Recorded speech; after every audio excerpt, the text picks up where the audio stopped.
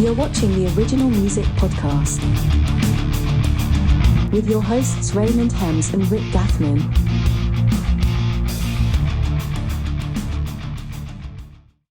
All right, well, tonight, hey, we have Sicksense, a band originally out of Montreal, but now based out of Phoenix, Arizona area.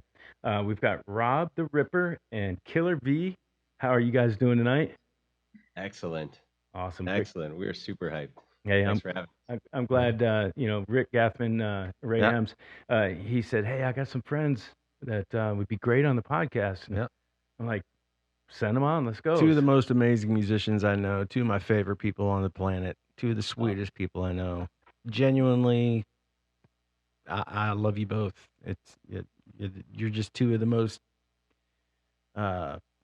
genuine, real people, zero ego people I know that have some of the best music I've ever heard. You know, the cool. Start crying. I know, right? The cool. Go ahead. Started yet? Hey, go get a tissue. Take a second. The cool thing is that you guys are husband and wife. Yeah. And how long have you been married and doing music together? Well, we were just talking. So we've been married 6 years. Yeah. Since 2017. Yeah. I was gonna say you guys weren't married when we first met. Yeah. Still weren't. Yeah. But we got married pretty quickly. We met. We got together in 2015. the summer of 2015. Yeah. We're together for about 2 years, and then we got married in June of 2017, and Yeah. we've been married ever since. Nice. Yeah. Good. And music, you've been doing music well before you were married, right? No, after actually. Oh, wow. The same year, but towards the end. Together. Are you asking together? Like Together. before that, we were doing stuff. No, I think he means like Sicksense. Oh, Sicksense. No, I mean Sicksense? as human beings. Oh yeah, no, Oh, they both each been. other. Yes, in the Oh, dating, no. the dating Yeah. process. Robbie was in Stuck Mojo. Yeah. Vicky was in The Agonist. Yeah, so let's go back to the beginning. Okay, sure. Robbie, you said that you were both, I guess, out of Montreal area. No, so I'm from Montreal. That's Right. my hometown, Montreal, Quebec, Canada. Yep. And my wife was born in Chicago, Illinois, but when she was younger, when she was about 10 years old, she moved to Greece. That's where her parents are from. Wow. And then she lived the rest of her life there until her mid-20s when she joined The Agonist, which is a band based in Montreal, Quebec, Canada, where I'm from my hometown. So I'm from there, and she happened to join one of like the bigger death metal bands from my metal scene in Montreal. And you just went to a show one night and you were like, dang. Well, what happened? Sort of, What yeah. happened was my wife was playing the Heavy Montreal Festival with her band The Agonist that year in 2015. She was actually playing, and that was the year that I joined Stuck Mojo, but it wasn't announced yet. It was all behind the scenes stuff. And Fozzy was playing that year too. So Rich and the gang, they invited me and all my bandmates in my other band at the time, Hasta la Muerte, to go backstage at Heavy Montreal. And, I went to see them play. I was hanging out backstage all weekend long. And then I met my wife on the third day. It was a 3-day festival. I met her on the Sunday. So her band played on the Saturday, and I met her the next day when she was hanging out backstage and partying with her band. And we bonded over Lamb of God and Slipknot. Yeah, Lamb of God is playing, right? Yeah. We had a lot of like mutual friends. Because I think I wasn't born in Montreal, but like the scene there is really big, like, and that like unity thing with metal, and a lot of people tight. know each other. Yeah, everyone knows each other in the Yeah. Montreal scene. So. Which, we in the Atlanta area, especially back in the day, I don't know about these days. It seems like there's a little more camaraderie, but it used to be pretty cutthroat in the music scene here back in the day. One band talking bad about another band, and like these cliques of different things. And you're saying up there it was a bit more united, huh?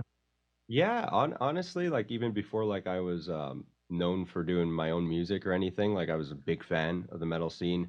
And just as a fan, I'd be there at all the shows, just supporting all the local bands at the time. And it really seemed like everyone was cool, it's like this Montreal, Quebec metal culture, French culture. And Montreal and Quebec metal fans just love every style of metal. Like honestly, any band can like really draw and sell well from any style, from power metal to death metal, new metal. Yeah. Everybody's super cool. And it's the same way with like the scene. Of course, there's people that are cliquey. Like some people are dicks, but Yeah. for the most part, honestly, really not. Like there's none of that like gatekeeping much going on in the Montreal scene. Everyone's pretty supportive of each other.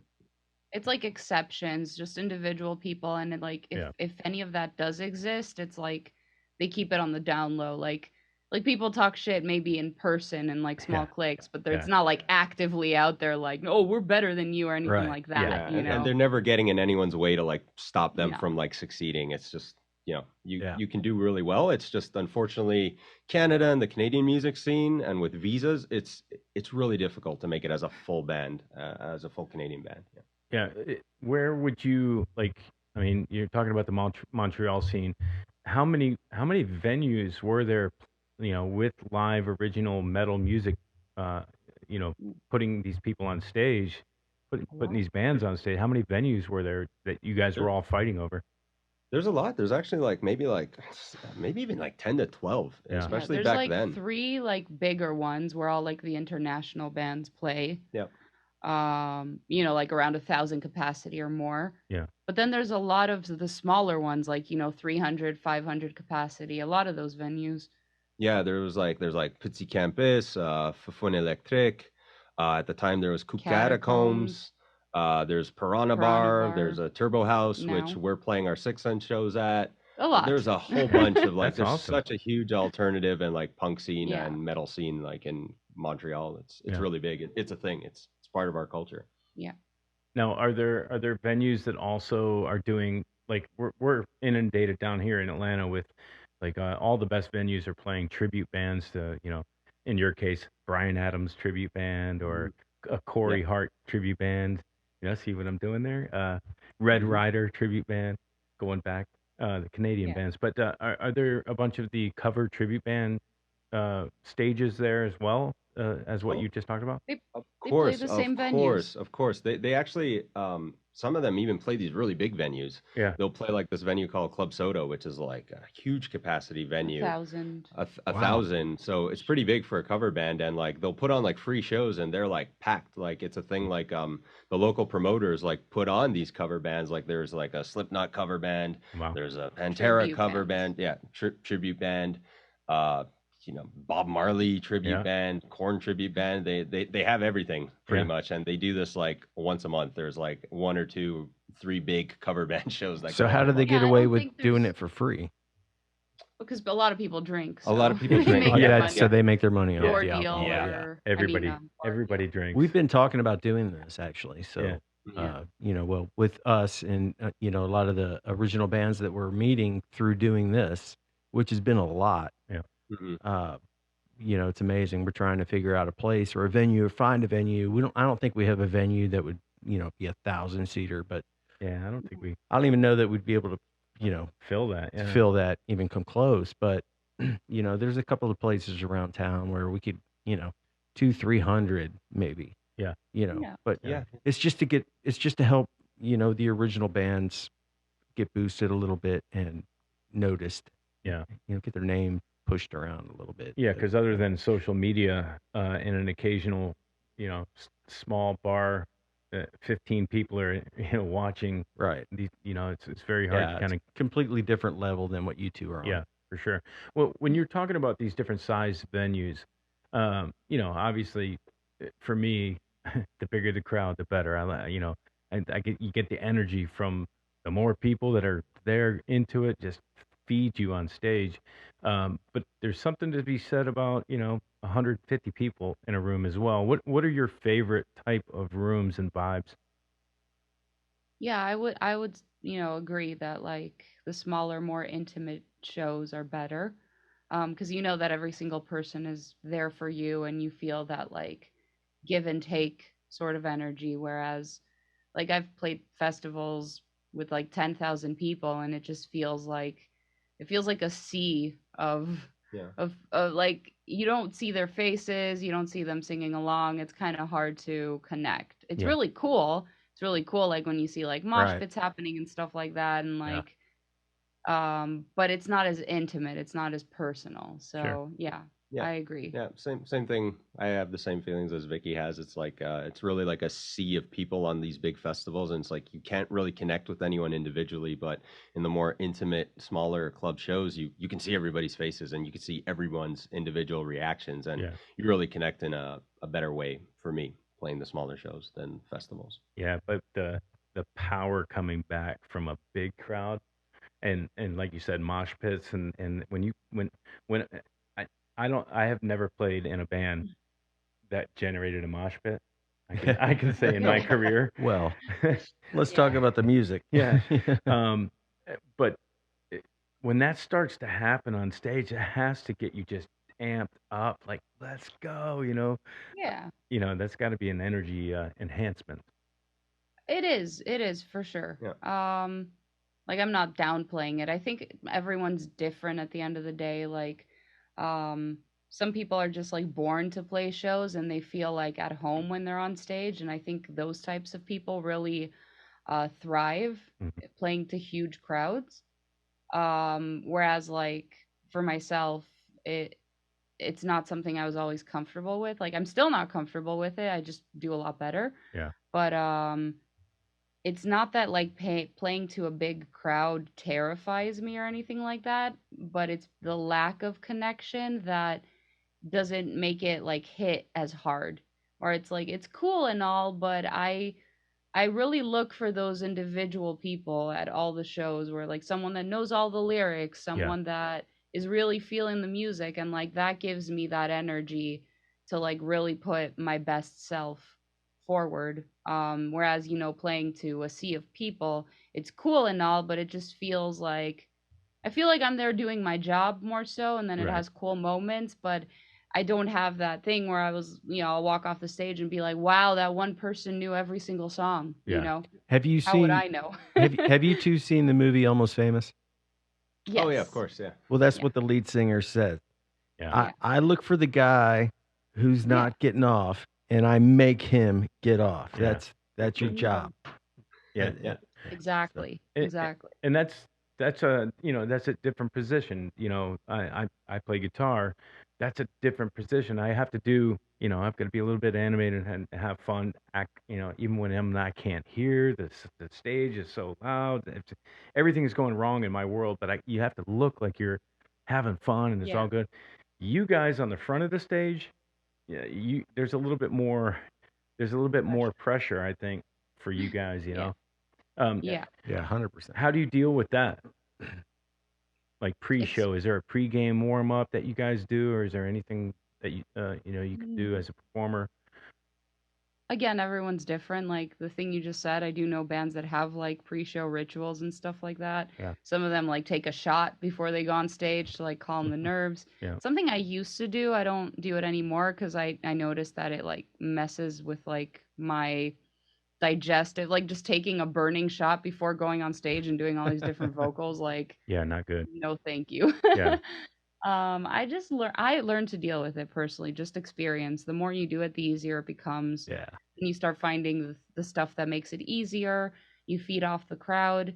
I think everyone's different. A lot of bands have like, and a lot of front people have like a staged sort of speech and presentation going on stage where it's like every night after this song, I'm going to say these exact words. Yeah. I'm going to move in this way, and it works for people that maybe don't want to like take that risk and appear to be stupid. Yeah. Whereas like I've always been the type where it's like a gamble. Like it's gonna be a hit or miss depending on the crowd that I get. But if I get a good crowd, the stuff I'm gonna say on stage, improvising, is gonna hit a lot more than just some like pre-written Right. speech. And that's what makes it easier eventually to like pick everyone up, because then you're creating a unique experience with that particular crowd that you're not going to go to the next city tomorrow and say the exact same stuff, and or how some people mix up the cities where they're like good evening, and they say the city they just Cleveland. played yesterday, or Yeah.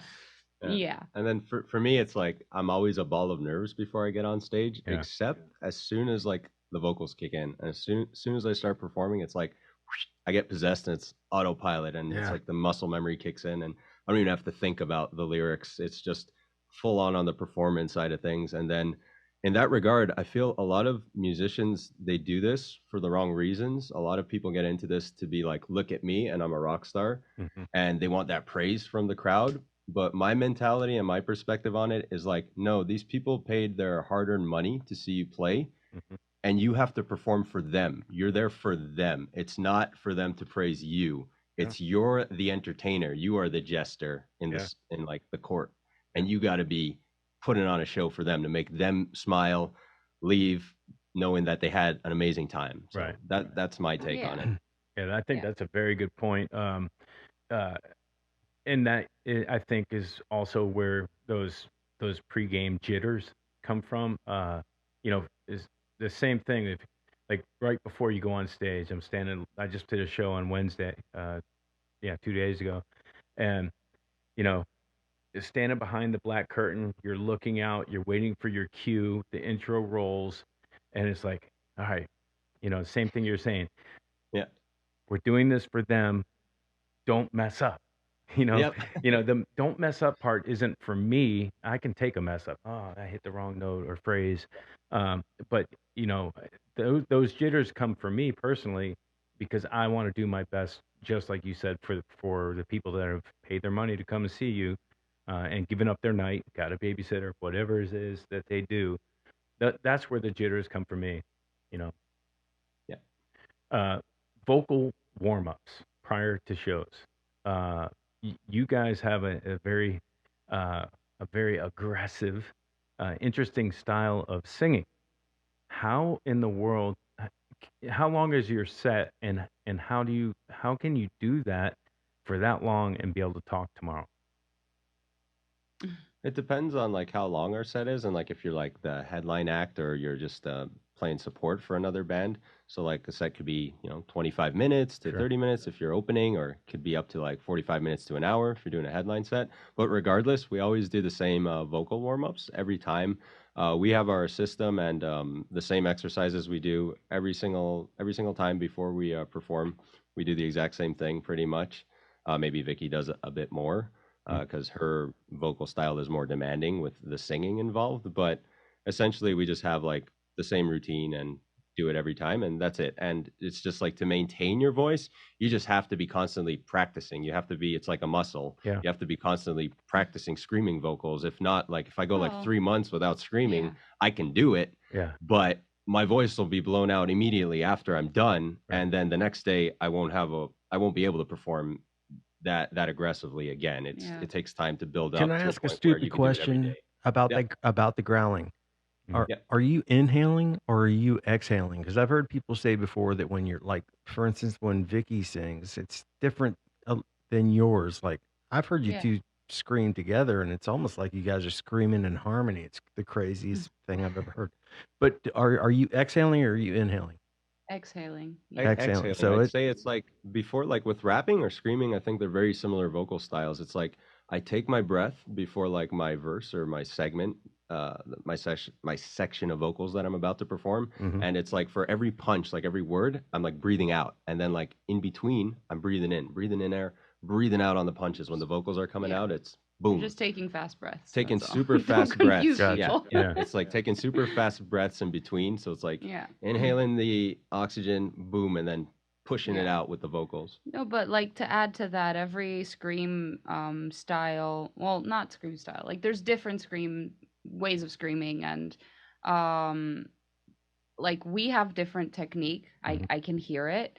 But sometimes you can hear two people that sound completely different and they have the same technique, but it's just something people don't take into consideration is like our natural voices, our voice tone, our larynx and all that shapes your sound, and it makes it sound like a completely different scream when it's like essentially all coming from the same place.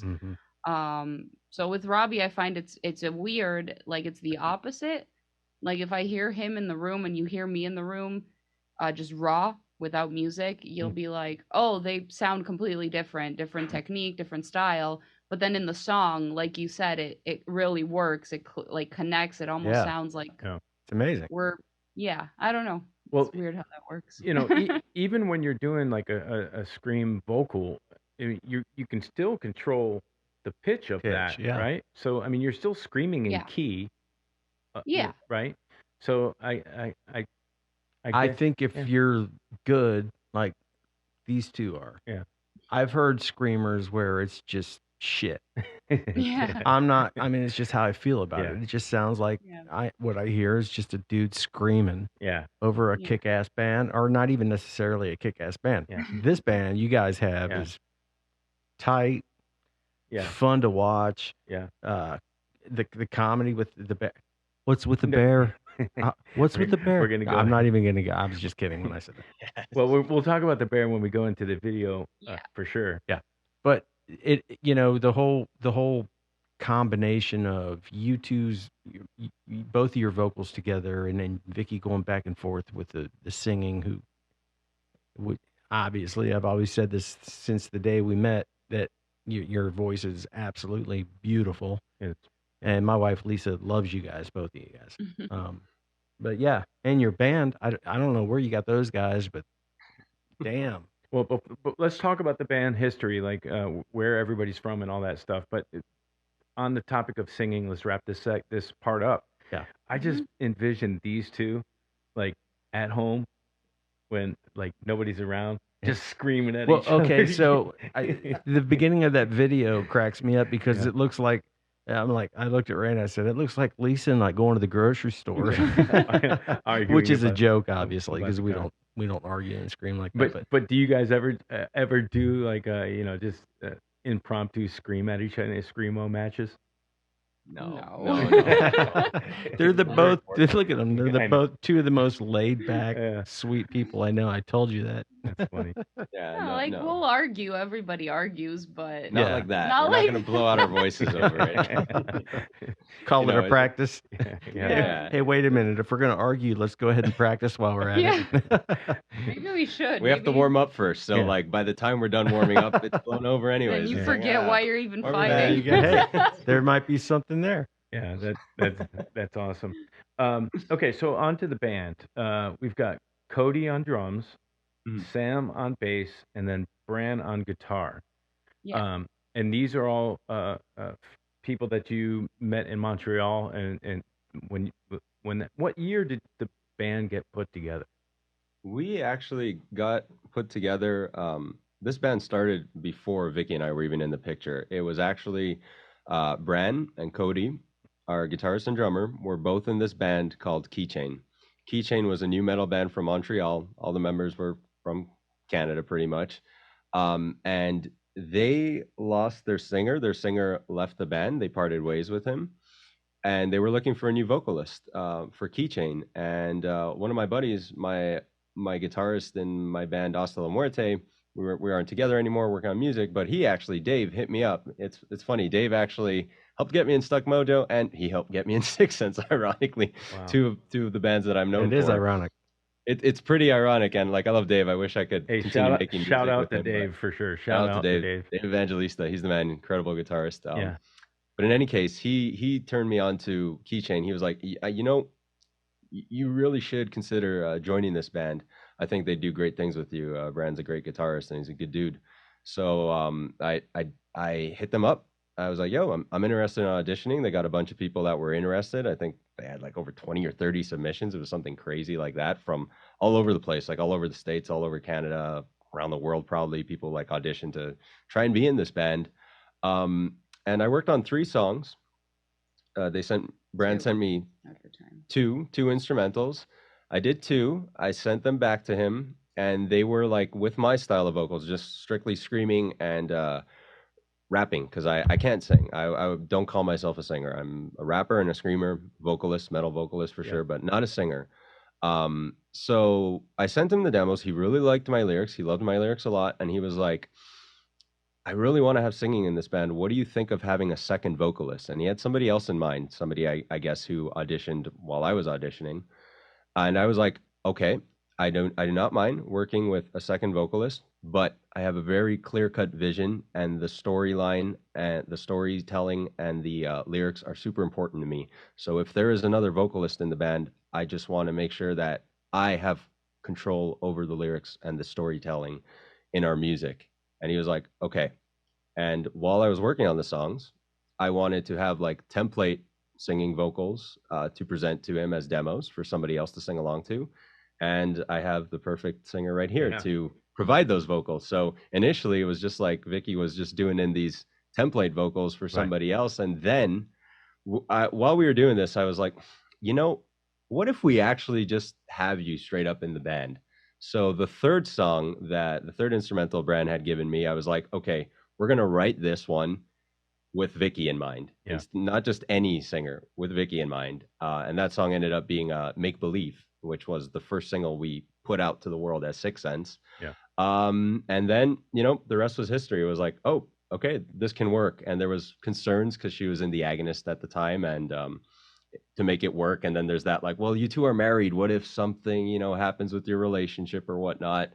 That's tough to like be in that position and have a band being married too with people you've never even met. We've never even met these people in person yet. Like we were living in Chicago at the time, and I didn't even have my green card yet.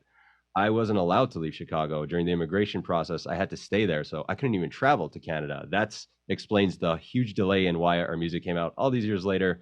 And then the pandemic hit, but that's how we got together. You just answered like 3 questions for me. Yeah. That's I out of all that, unpacking that, the thing that stands out to me is they gave you instrumental music with no real topic or direction, and just said, "Here, go." Yeah, as it should be, in my opinion. Yeah. I mean, everyone's different, and I've met a lot of vocalists that really good vocalists, but they don't have that like songwriting bug, and they just want, you know, lyrics and melodies handed to them. They prefer it. And some songwriters are like that too, where it's like they don't only write the music, they like writing lyrics and melodies too. They want that like full control.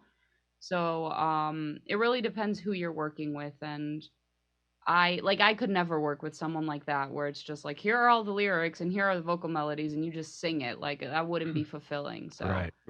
We were happy that this wasn't the case. Yeah, you know. And for me, like early on, like when Sicksense was starting, and like I was auditioning for Keychain, which ended up becoming Sicksense. It was like my idea for it was like, I really wanted to be in another band that was like, I feel like my strengths are, I'm a really great rapper. And I just wanted to be doing like rap metal style music. So essentially it was just like, I wanted to do what I was doing in Stuck Mojo, but do it in a band where it's like, this is fully my ideas and like my lyrical vision and the stories I want to tell, and make it fresh. And I'm so fortunate that like in all my bands, I feel like I've always worked with exceptional guitarists and great songwriters, and much more stable situation too, I would say. Yeah, and well, to me, Bran is the best. I just wanted to say that. Like, I think he's the absolute best, and I've worked with killer musicians before. Right? I can agree. Was super grateful. Yeah. As a drummer, I totally agree. Yeah. You said Bran was from Serbia.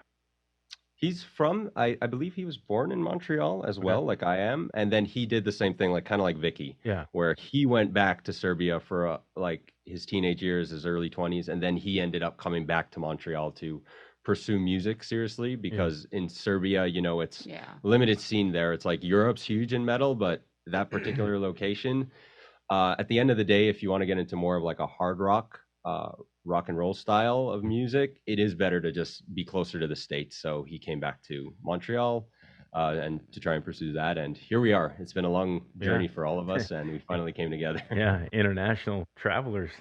If you looking at Robbie, what would you say if he weren't a musician, what would you say he might be into or would do? I'm a hockey player, so I know he's clearly going to be into hockey. No, that's not it. He's Canadian. I mean, well, okay, that's a good guess. You know, the accent. I was like, oh my god, he sounds just like another hocky director down the road. All right, well, that's a good guess. I'll give you that one, but wrong. Okay, so I don't know. I can't read your mind yet. I'm working on it. You want me to tell you or not? Yes, I do. Oh, he's a semi-pro wrestler. No kidding. So yes, I'm a pro wrestler. I got trained by WWE Seth Rollins. Wow. So you're a pro wrestler. Pro wrestling. Yeah, that's not doing it anymore. I'm focusing 100% on Sicksense. Obviously, but you actually made it like pro. I graduated, yeah. I did Like not once know you graduate from the school, it's like, yeah, you're technically a pro wrestler. Get out there, Okay. go on and do the that. damn See you thing. later. See what happens. Because they call it pro wrestling, right, to separate it from just Amateur wrestling. wrestling, yeah. Yeah, The exactly. Olympic Oh, wrestling. okay. Yeah. I Yeah, got you. but pro doesn't mean that like you're in Yeah. WWE. It just means it's a different You're style not of wrestling Ric Flair so- next week. Yeah. No. No. I'm a professional wrestler, but on the indie scene, like the Gotcha. local promotions you Yeah, got going on. Throw him in a ring, he'll know what to do. Yeah, I basically. will know what to do. I'm not like an amateur hour. It wouldn't Right. be like, oh, this guy doesn't know how to take a bump. Exactly. Well, that's it. That's awesome. That I am finding every time we do a podcast, it's like almost one of the questions I like to go to is like, what are your talents outside of music? Because in order to be a musician, a singer, or a songwriter, or anything, you got to be pretty focused. Those focused types of people tend to have outside interests and skill sets, and that's the most colorful outside talent that we've heard yet. Yeah. Well, I'd actually like to add to that. Actually, Vicky and I are super business savvy, and it's like with the current climate of the music industry, you have to be. You have to be doing everything yourselves. That's why it's like we place such an emphasis and importance on everything that goes along with Sicksense. Like the artwork has to be phenomenal. The music videos need to have a story and be entertaining. Yeah. The song production really matters to us. That's why we work with Christian Donaldson, who we fully trust. Does amazing stuff. The merch designs have to be great. The quality has to be solid too. And we even started our own business called Sound Escape Agency, where we take care of bands and artists, and we take care of their merch, and Really? we ship it for them. Yeah. And we did that ourselves for the Agonist's last EP release, Days Before the World Wept. We took care of it ourselves. Vicky and I, we That's got hundreds of fantastic. orders. When the Agonist announced their breakup, boom, hundreds of orders. And we just took care of that Yeah. recently and just Wow. Just So how did package that it all work out? ourselves. Did it work out good? Are you guys are you not? I don't want to say That's dumping, good. but I mean, are you having a lot of sales from that? I mean, is it working out well? It's manageable. Yeah. It's because you don't want it to grow too much, because then you don't want to become like I want to be a musician first and foremost. Yeah. So like as I'm watching TV to unwind or whatever, I can do something at the same time. But like I don't want to turn into a merch company. I don't want Well, to turn into a management company. Like Yeah, I didn't really mean that. I meant like with your back Oh. stock and stuff. Are people like? I know people are bummed out because of the whole Agonist Oh. situation, but Yeah. right. are you getting like an Influx of orders. influx of people Yeah. like hitting you up all at once for Agonist Yeah. merch? Yeah, that happened like the first week. It Yeah. was like Yeah. nonstop for sure. And as you can imagine, and I remember at where were we when Lisa and I came and saw you at Atlanta, I yeah think. Yeah. the Masquerade. Oh, Masquerade. Masquerade, Thank yeah. you. I'm Yeah. sorry. And I wanted a Star Wars shirt, and you guys were out. And I was so bummed. Yeah. I was like, anyway, I got this cool That was a one. high seller. Yeah, that was a cool one. Yeah, it's awesome. But anyway, yeah, you guys do have a great. I don't know if it's the same merch guy or person that you're working with, but you guys always have great merch, and I can't wait to get my Sicksense stuff. I'll definitely be ordering some. Awesome. Hey, it's a clear indication that in order to do this business, like you said, in today's day and age, you have to be savvy and do all of these other things. Like, I just want to write songs, record Yeah. songs, get out and play them live and that kind of thing.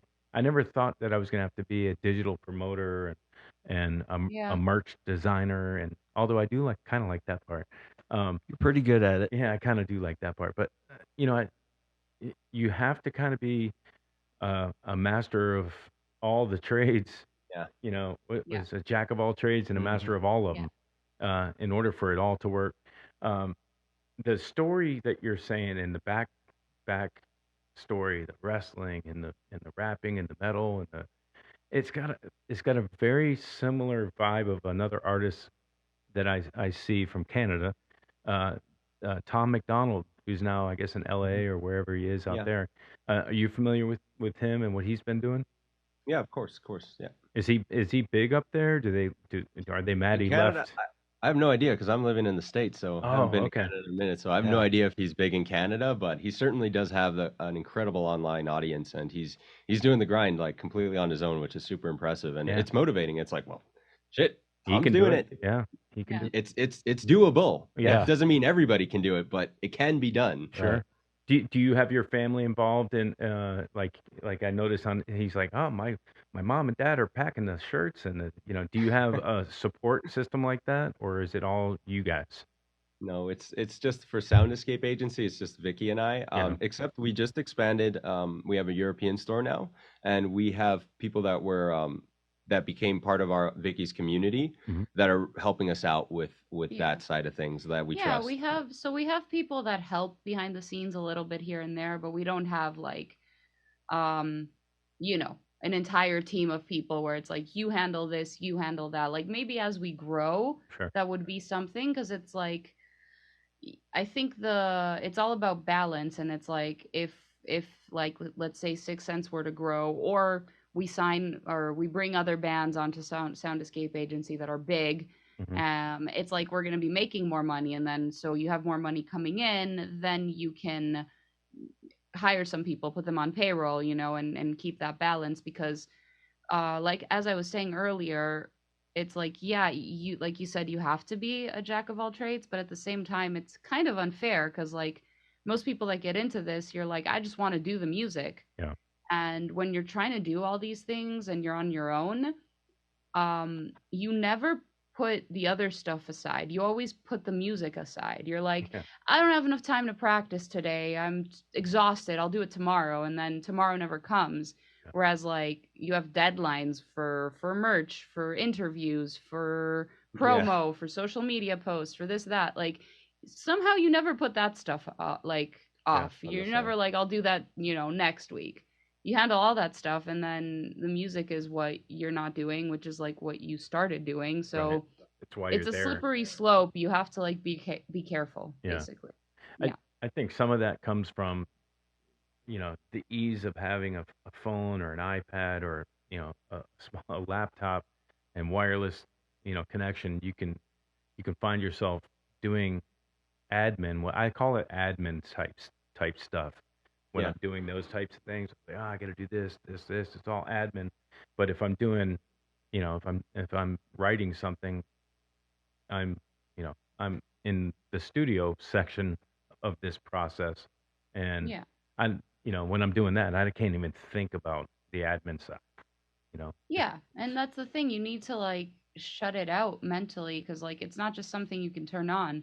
Like you can't be like, oh, I just finished an interview. I have 2 hours until I need to do something else. Let me go write. Like you can, but you might be sitting there for 2 hours and nothing good comes out of it. Sure. So Yeah, but yeah.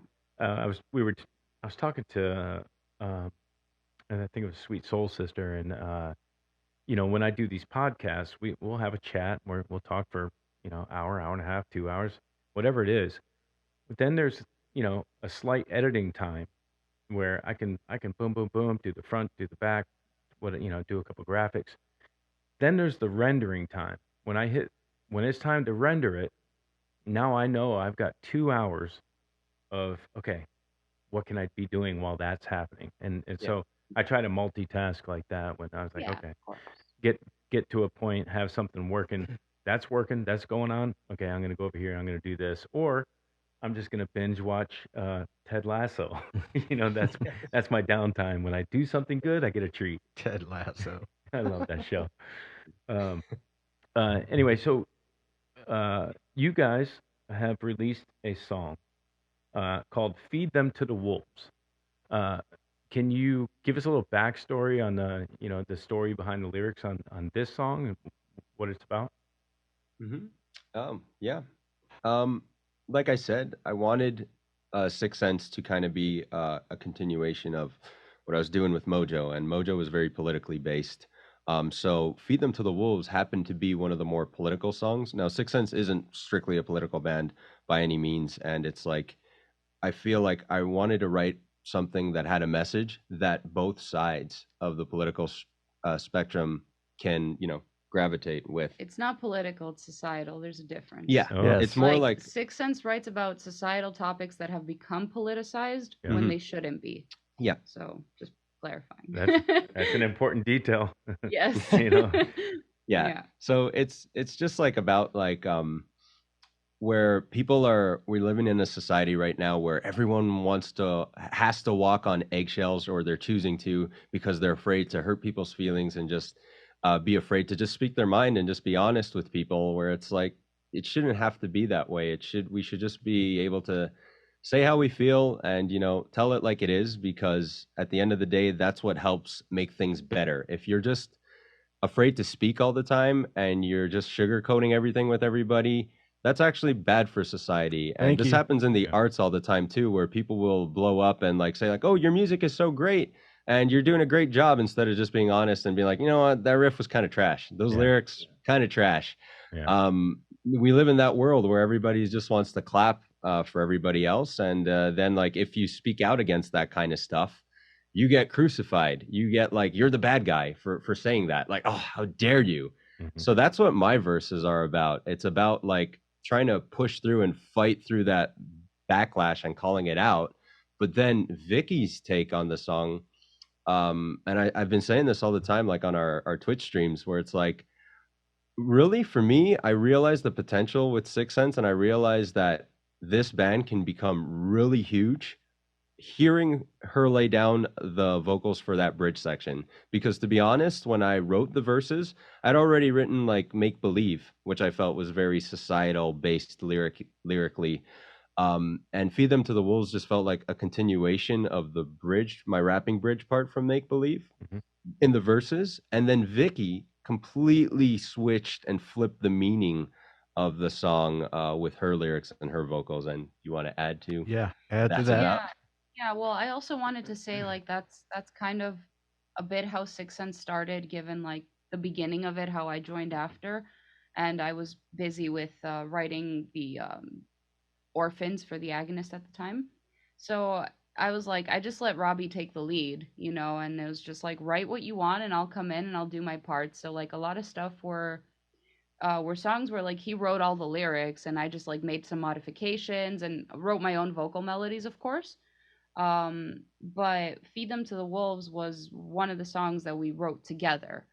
And sometimes when you're writing, and because you really care as a Yeah. songwriter, you write some things and it's like you've already digested that and you think it's great or you have a certain opinion on it. It's hard for someone else to come in and tell you like, hey, I don't think this part is good.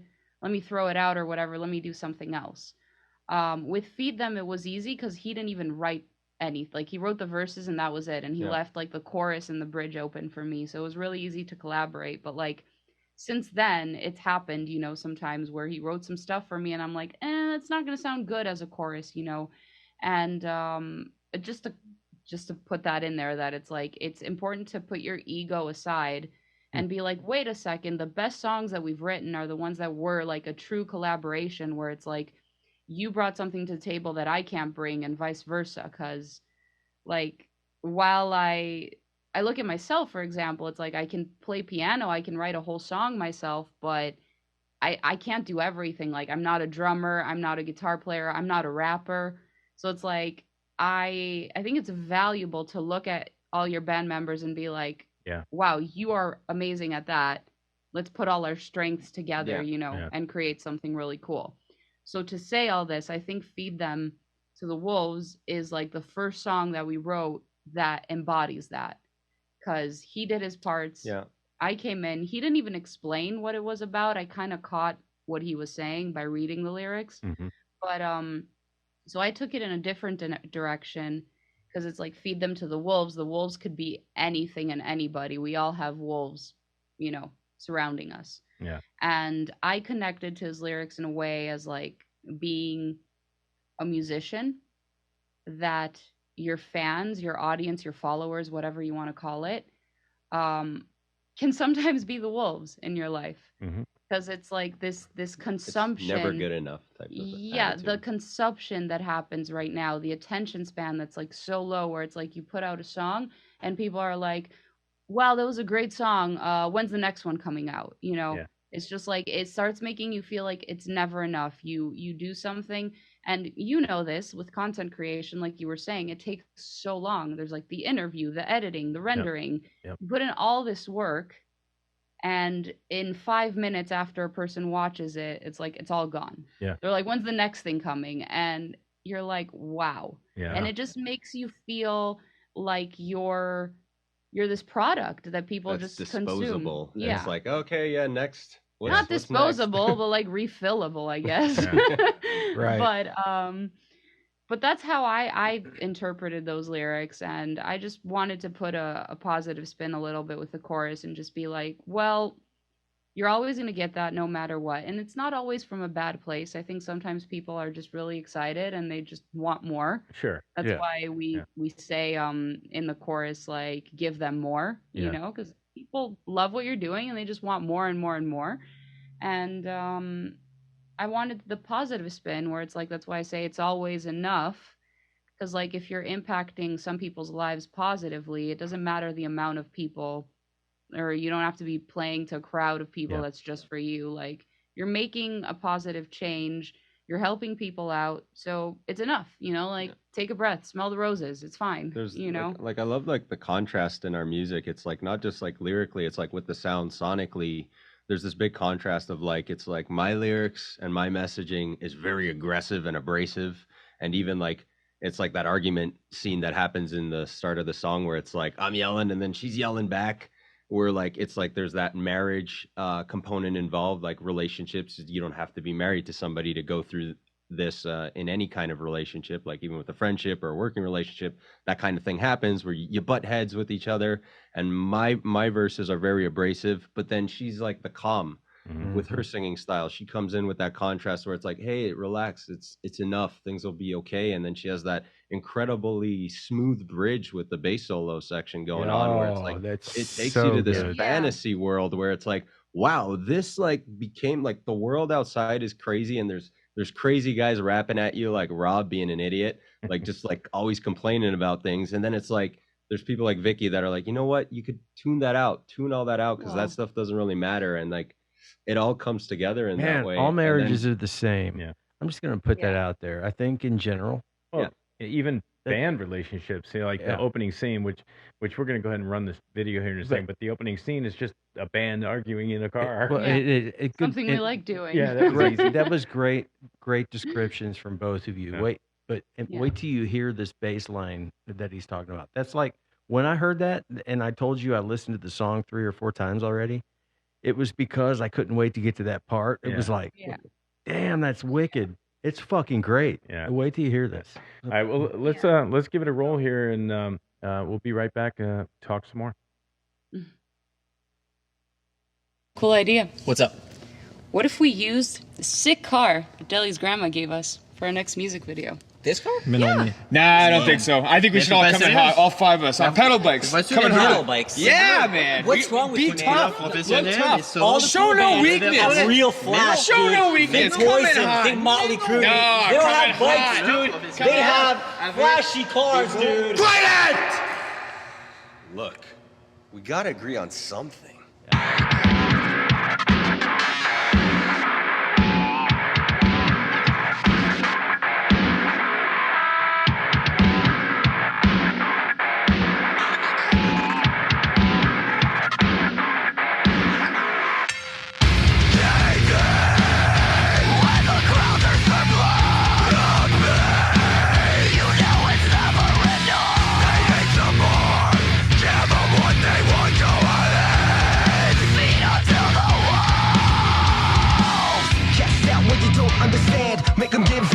Every demand, the mob is here and you know it rules. We don't need leaders being led by fools. We all want change and we don't care how. Doesn't matter who suffered back then or now. Nothing's for free, it all comes with a price. One man's burden is another man's vice.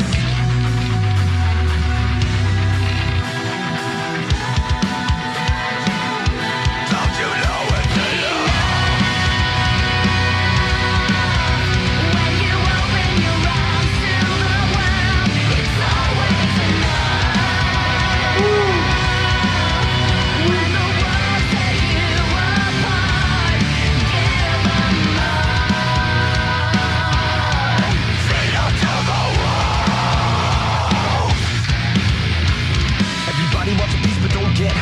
Dream of the moon and the stars, archeries with the purse without shedding the tears and the sweat and the blood. Force back in your place with your face in the mud. Cause what goes up must come down. The voice of reason gets lost in the sound of complaints with restraints that awake to the fight. One misstep, find yourself crucified.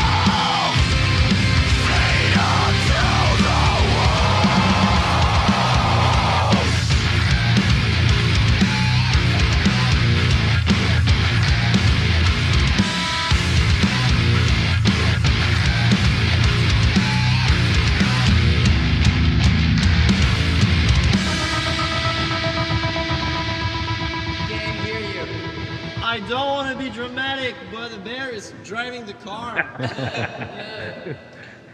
You guys should do something.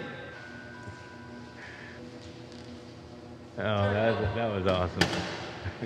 the closing line. I don't want to be dramatic, but there's a bear driving the car. It doesn't get much more fucking badass than that.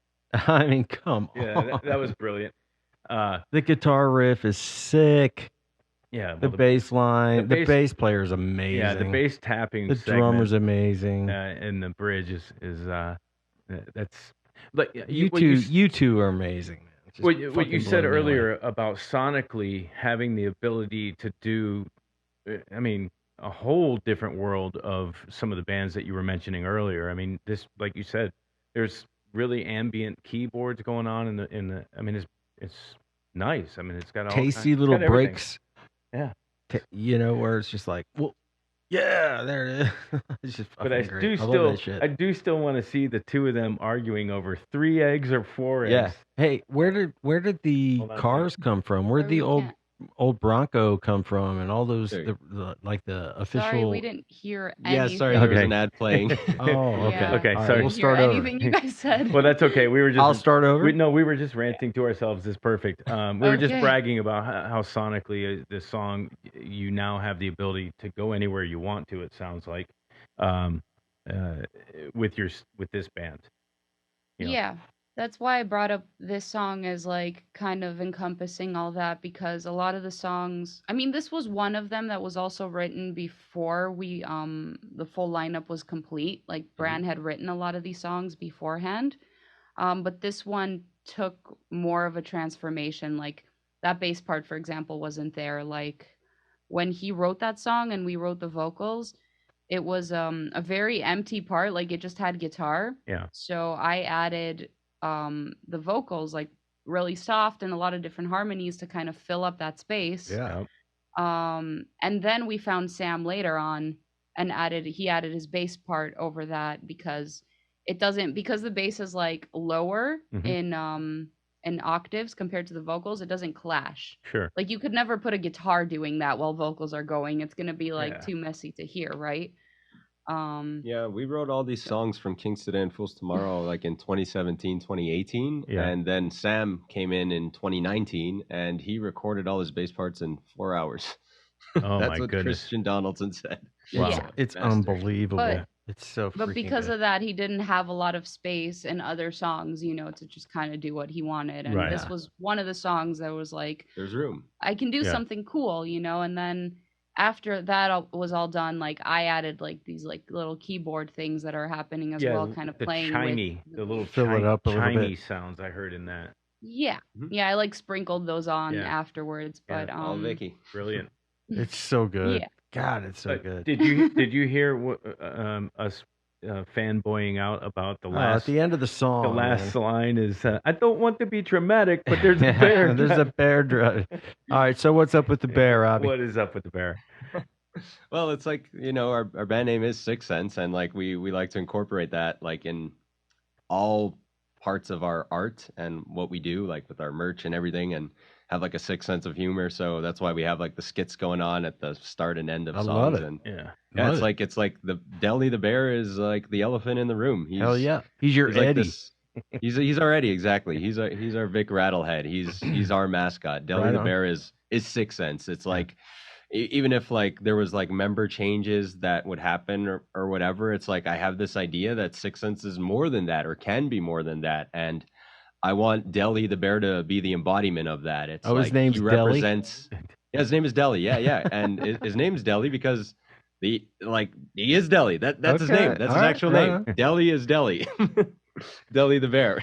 People don't get it, but he is what he is, and yeah, he just like represents, like he's the elephant in the room. He's like that thing in society that nobody wants to talk about. That's like staring you right in I the get face. it, yeah, there. totally. But you can't call him out because it's like, oh, you can't say anything about it. You might Yeah. you might offend somebody, but Yeah. I love it. it's cool. He could be whatever we need him to be. Yeah. So. Where did you guys get all those cars? Were that Bronco and Yeah, I the saw Indy Bronco. official Indy cars or whatever they were? Where did all those cars come from? This was well, it's like supposed to be an off the record thing, but It can't be. essentially we had this guy who works for this individual that has one of the biggest car collections in all Who of is North it? America. Who is it? And he's like Who the is it? right-hand man for this person. Basically, So- we knew a guy that worked Yeah. in a place with cars. Yeah, that's it's a that's car all you collector. have to say. Yeah. That's all. You That's don't all I need to like- know. But it's a crazy car collection. Yeah, It's I- not just those cars. There was like Maseratis and Obviously, everything was there. Some stuff we Yeah. couldn't use, but the cars Does we he used. have anything to do with the Tonight Show? No. Okay, No. Yeah. We don't. I'm just know- fishing. Yeah. Yeah. Yeah, you are. I wish we don't really know anyone. Like we don't have people in high places or anything like that. Otherwise, we wouldn't be independent right now. You'd see like Sicksense blowing up. Sure. I wish we knew. You guys people are gonna like that, blow but- up. Don't worry about that. Oh, we'll Yeah. see. Fingers crossed. But Sure. but we do know a lot of cool people that like really like what we do, really believe in what we do, and like lend their resources, whatever the resources are, you know. Yeah. And we're super grateful for that because it's a really expensive like business to do, and when you're independent and you're funding everything, Yeah. imagine having like the most expensive thing in a music video very often that you can't get away with is booking a location, Yeah, renting right. a location. Yeah. Because the rest you can cut your budget on. You can say, okay, we don't need fancy lights, we don't need, you know, a smoke machine or anything crazy. Like Yeah. you can cut your budget on that, but you can't. Yeah. You can't not pay for a location, you know. Yeah. So we're Or you we're could grateful just that all our videos so far we haven't had to pay for a location. Like Yeah. we've had friends and other people Oh, that that's just believe nice. in us, and they're like, "Come shoot here, it'll be cool," you know. That's good. just make sure you have a permit so you don't end up in jail like I did. Oh, Yeah. of course. You know. Yeah, we've had Yeah. to change locations with Yeah. the other band I worked for. Yeah. As Robbie know, well, you know who they are. I would say I ain't throwing names around. Yeah, I would say cameras and location are you can't really skimp. Well, it's not like you could just set up really quick and then all of a sudden move really fast. you Yeah. know?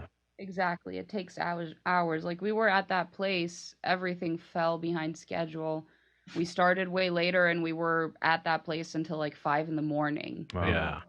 Yeah. We got there like around like 4 in the afternoon that day when we were filming had Feed to Them to the wait. Wolves. We had to wait for the showroom to clear out and the actual clients and customers to leave. Wow.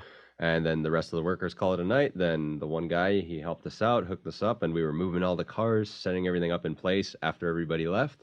And yeah, we only started like shooting like maybe like at 9 p.m. that night, Wow. something crazy late, and like we did it till like 5 in the morning. No And kidding. It was exhausting. So right was before, it a place like where you and I first met in the video? It's where you and I literally first met. Where you shot kinda the like first that. video? Kind of like that, but this place was huge. It was like a proper showroom with like Oh. big garage, and like they had a space to put the cars like. Yeah, we didn't use the whole. Yeah, we didn't use the building. Wasn't whole just a facility. We soundstage. used a part of it where they take like the photo shoots for like, Gotcha. the cars they want to display on their website and stuff. Okay. Oh, All right. that's brilliant, actually. Great idea. You know, a lot of people don't understand, especially in this age of TikTok and, 15-second video clips, the amount of time that it takes to, okay, we've done all the enormous amount of time to record it, write it, record it, master it, get it done, and now it's time to go to video. And the amount of time that it takes to do a 4-minute song. Mhm. Yeah, it's crazy, isn't it? It's the same thing all over again. Well, too. it's the day shoot of shooting, 35 different segments, and to do this 4-minute song, Yeah. and then then you got to go edit it. Yeah. And the editing process, Yeah, it's on a not a 4-minute quick song process for sure. is And all the work that goes in beforehand, like writing the music Scripting, yeah. video, like getting the ideas, finding the location, scouting the location, making sure you can use it, renting the gear you need, like yeah, outfits. Yeah, the outfits. yeah, It's all so time consuming. Yeah. Like I never count those hours, you Yeah. know. Like I think if you're like a videographer, you count those hours because you want to kind of like see, yeah. well, how much did I get paid by the hour ultimately? But Yeah. like I never put those hours down to see how much time it Yeah. took us, like when we're thinking of all this stuff. You But can't. I'm glad I didn't, because I would Yeah. probably be depressed. So as far as the outfits go, two things that stood out to me, the Paperboy Yeah, it was great. outfit was brilliant. Your hair was up. You looked like a totally different dude. Yeah. And then Vicky, the eyeliner or Oh, the makeup, white- the the white makeup eyeliner. work on the eyeliner was brilliant. Yeah. I mean, it really Thanks. really popped. Agree, 100%. Yeah, Yeah. I was going to say the same thing. Those are the two costumes that I noticed. Like, wow, okay, that's, and obviously The biker is the drummer a bike rider? Is that what he's? I He's couldn't a understand. gym freak. Okay, all right. The concept was like we kind of wanted to like have like parts of our personality like over cartoonized and like over dramatic. Yes. And it's like Cody, he's the true Cody Taylor. So he's just like as real as it gets. And what he does is he's a fitness freak. That's just who he is. So it's like he had his Gotcha. Cornwall, Ontario cycling club. That's what he does. Yep. Just his outfit. It was a cycling outfit he had on in the video for that one. So. Is he from Cornwall? Because I've got. Yes, he's from Ontario. Yeah. Okay. So Cornwall is a town in a province Province, yeah. called Ontario, and Yeah. it's just over the line from Messina, New York, which I've got some family up there. So I know that from that, and also one of our coaches is from Cornwall that played in the NHL, and he's Yeah. always talking about Cornwall and stuff. So it's a small world, man. It really is. Yeah. People have acquaintances that probably know each other, and it's like, how do you? Yeah. And especially today, it's like, Facebook friends.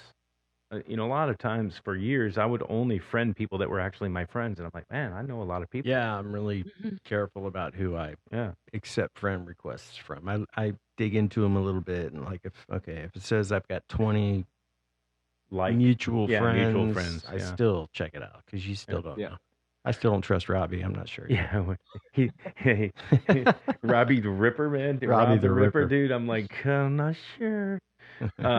So what's next for you guys? That was a great song. I really enjoyed. It's amazing. Feed Them to the Wolves. Do you have to sound like the fans? What's next?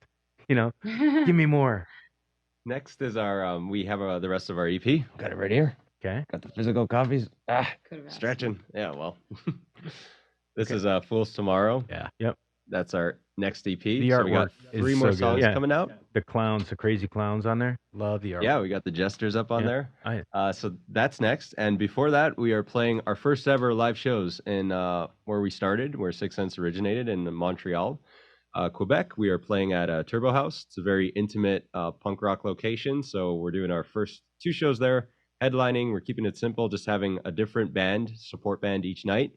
To mix it up. So we're having a super metalcore band on the Friday show on June 9th. And then on June 10th, the Saturday, we're having more of an industrial rock band be direct support for us. So we're doing the shows. The EP's coming out on the 11th on our bassist Sam's birthday. And then right after that, I'm super excited. We're going to continue songwriting. Hopefully we can bring the rest of the guys down here to Arizona and have good vibes, chill by the pool afterwards, and, work our asses off during the day. So Yeah, I mean, we don't really know exactly what's going to happen. You know, Sure. sometimes you make plans, life goes a different way, but Yeah. I think the only constant is that like we want to like write more music, like because these songs we love them. Like I still think like Feed Them to the Wolves is an amazing song, but we wrote it in 2018. And Bran had written these songs even earlier, like from some of them from Instrumentally. 2014 to Well, like they still sound 2017. current though. Yeah. I mean, it sounds They do. current. So it was ahead of the time. And that's There's- how ahead you of the know you time. wrote a good song. That's too, right. 'cause, like, That's exactly right. Yeah, you're ahead of the times. You don't need to worry about it. It sounds like now. You also don't And need I to worry get about that. in about a year or so. You guys will have a place to come anytime you want. Yeah. You You we'll got to have- come to Atlanta. for We'll sure. have the guest house set up and ready for you and the band, and rehearsal space and all if you need it. Yeah. That's awesome. That'd be amazing. Thank you, Rick. And likewise, the invitations. Yeah, man. Yeah. Yeah. For you two to come here. Yeah, and that is a very good point. Of we're not just doing this to interview people. We're doing it to he already knew you, but now I feel like you're friends. And Well, they're family to me. yeah, oh yeah, okay, family. So don't move in on my. They'll- I'm just joking. They'll be friends to me. Until they're Lisa family. was so excited about this. She wanted to make sure to say hello to both of you and send her love. Oh, Hello, Lisa. We Yeah. love you. Hey, so Arizona, I did notice something because I'm observant. You've got a diffuser behind you for just adding a little bit of humidity. Oh yeah. Because Yeah. There it is. Because out there, I lived in Vegas for a few years, and you can't even imagine. Well, being from the South, you can't even imagine how dried out and dehydrated you can get very quickly. As singers, I would imagine it's very important to have the little humidifier behind you. Yeah, that's what they say. Yeah. It just happened to me. I passed out, damn near Yeah, passed but you out don't on know that- Twitch that was live the heat. I don't from think the humidity. heat. The heat really got to me really badly. Wow. And I had to cancel my stream a couple weeks ago. Wow. I think everyone's different. You meet different people. Some people love humidity. Some people hate it. Like I hate it. I can't stand it. Humidity. Like being in Greece, for example, I thought it was the heat that bothered me, but it was the humidity. Yeah. And that's because like as a person, I sweat very easily. Like Yeah. like right now, I'm just sitting down, I'm sweating. Like Yeah. it's just Mhm. how I am. So you put me in a humid environment, and I just sweat all day long, and I Yeah. feel like it kills my energy levels. And That's how I am too. yeah. So one thing I noticed when we were touring last year, like we hadn't decided. We were thinking of different places, entertaining different like places to move to. And we had a day off in Arizona on that tour, and it was like 105 degrees in May. It was Yep. exactly like a year ago. Yeah. And we had a day off, and we were hanging by the pool, and I was like, this feels so good. I'm like, how am I in 105 degrees and I'm not sweating and I'm Yeah. not like wanting to just go inside the AC? Like the dry weather just really agreed with me. And funny enough, like a week later, we're in Florida. The Yeah. temperature's 90 degrees, and It's I just felt brutal. terrible. You felt every degree. Yeah. Atlanta can be a little bit muggy, as they say. Yeah. Yeah. Yeah. And But it- I know some people that love that. They're like, well, he I'm likes it. I'm fine with it. Yeah, we were actually considering moving to Florida. So Yeah. it was like between Florida and Arizona, but like once we came here, I was doing merch for the Agonist on that US run, so I was there, and I was like, yeah, I agreed. I really liked Arizona, and the vibe was good, and the people were really friendly, and the metal scene here is alive and kicking. Definitely more so than Chicago, where we formerly lived. I was going to ask you real quick. I was just going to say, I think Phoenix. George is in between both those. Yeah, Phoenix music scene. Yeah. Now that you're there, you've been there. It sounds like almost a year. What do they have going on? Forgive me. What city are you in? Oh, we're outside Phoenix, Right in the outside suburbs. Phoenix, Yeah. Phoenix. What's the music scene for? I mean, we're obviously doing original music. So what's the scene like there for you guys? So I would say like we haven't had the chance to go to like many local shows or anything like that, but just judging from the crowds and the fact that like there's 2 radio stations that we're aware of that plays like rock music, it seems like alternative and rock music and even metal music is pretty prominent here. It's not like some other places where all they listen to is country or pop or whatever. Or like in Chicago, hip hop and pop, and there's no rock scene at all, and it's like, and I was a part of it there. I was in another band over there while living there, and like I just felt like it wasn't as enthusiastic and as exciting. Like I felt like the local bands there, like I don't mean to be a dick, but I just felt like they're not really pushing anything for the culture of metal. They're just kind of doing stuff, and they're all right, they're okay, but I just feel it's really here, hard. It's really hard to be that in an environment where that doesn't exist. Really. It It's doesn't not flourish. Yeah, you know? like here, there's like Alt AZ, like they're playing modern metal and heavy stuff on the radio here in Arizona, whereas like it's non-existent in like Chicago. Yeah. So it's really popping, at least with the crowd and the fans. It really reminds me a lot of my hometown of Montreal in that regard, where it's like you'll go to a metal show and people will be like wearing band shirts from different genres of metal. Like there'll be like somebody with a power metal shirt on, somebody with like a new metal shirt on, somebody with like a death metal shirt on, all at the same show. And it's like, wow, that's amazing. I love that. Yeah. And even like going to the grocery store one day, because we're in the suburbs, so we're in a really family-oriented area, not really like a youth. Good for you guys. Yeah, that's awesome. Scene. But I went to the grocery store once and I saw like people with like metal shirts, not like everywhere, but like I forget. It was like, I forget what band it was, but I was walking out and like a dude was walking in with like a deathcore, like obscure deathcore band shirt. And I was like, wow. And like the grocery store was prominently like middle-aged people and like elderly people. I'm like, okay, they exist here. All right. Well, that's us. What kind of? We went and saw Gojira last my week. goodness. Nice. Yeah. Yeah, that was. They kicked ass. Mastodon was the headliner. We didn't even stay for them. Yeah. I mean, when I was on tour with who, we saw them a couple times. Yeah, that was a treat for me. I kept telling them about Gojira. I'm like, wait till you hear these guys. They're just badass, and they delivered. It's the. I mean, just to be honest, it's outside of my normal listening style. Yeah. But I appreciate and can consume in detail what's happening. And like the intricacies of how it's all put together. I'm like, man, this is really, really thought out, really done well. It's impressive. I mean, just like the tapping, melodic tapping, percussive tapping part in your bridge. I'm like, that's brilliant. I mean, to me, that's as a instrumentalist, that's the art that And it surprised me that he didn't know who they were. I had no idea. Or like any of that kind of music. Yeah. Knowing what he plays. Yeah. Like I'll send you our stuff and you listen to it because he's such a great guitar player. Yeah. I mean, he could play any of that stuff. He I just, don't know, man. like he said, it's just under his radar. Oh, we were talking off air about if you don't want to divulge this, I know some different bands are different about how they get their sounds and stuff. But I had mentioned, man, is that a 7-string? Is tuned down to C? What is that? Does your band do alternate tuning? So let's just start there. I think Bran pretty much sticks with the same tuning. So he plays a 6-string guitar, and Sam plays a 4-string bass. He has a 5-string as well. He has a for some 5-string, songs. but mostly a 4-string, I'd say. Anyways, it's in drop A tuning. It's actually drop A. No, it's. It I is? remember Bran saying Okay. like it's pretty much drop A except Yeah, for maybe it's one or low. two songs. So Yeah. That's Wow. the tuning he chooses. So the lowest that I go is drop C. So that is that's it's low. yeah, that's substantially low. And But does you your need it, yeah, I think. I think Like it just gives such body. body, yeah. Yeah. It Because this is the thing with metal and different genres and styles of metal, and like being in a band that's like really the opposite of this, like being in the Agonist, for example, Yeah. which did have lower tunings.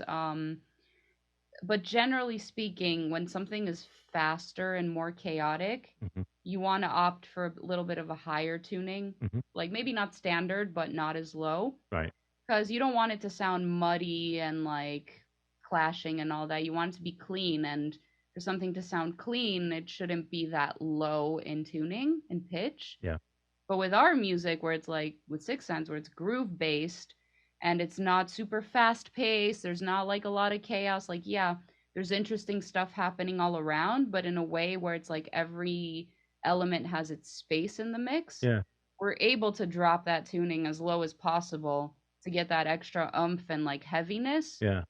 And I think that really works well for like vocals if we have keyboards, which are like a bit higher and they're not competing with the guitars at all. Yeah, the frequencies have to have their own layer in the cake. Yeah.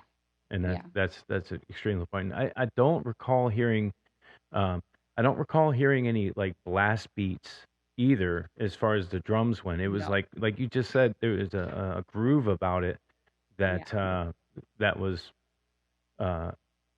very listenable for me. Yeah. Yeah. So and this is the one track that I've heard so far, but are all of your tracks kind of in that kind of vein, or do you guys go out there and go crazy on some blast beats and stuff as well? No. No blast Not a beats. blast beat band. No. But you don't we don't have a standard recipe with songwriting. Like for example, this song that you just heard has a lot of different parts. Yeah. It has like the intro screaming stuff, rap verse, pre-chorus, chorus, and then a bridge, a lot of different song parts. structures, yeah. Yeah, but then the previous song, the first single we put out, Fools Tomorrow, which is also the name of the EP, it's a much simpler song. It just honestly has like an instrumental intro, the rap verse, which goes straight into a chorus, and then it has like a guitar solo at one point. Yeah.